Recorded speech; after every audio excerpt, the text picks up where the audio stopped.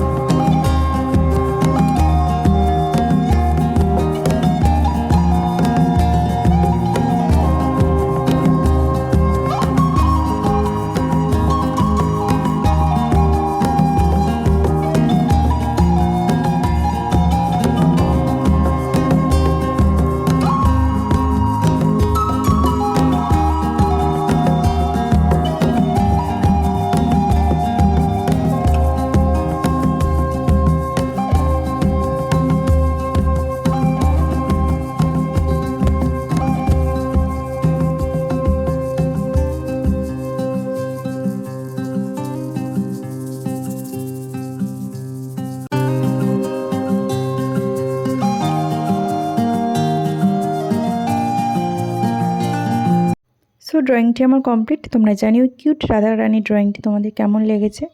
দেখা হচ্ছে নেক্সট ভিডিওতে।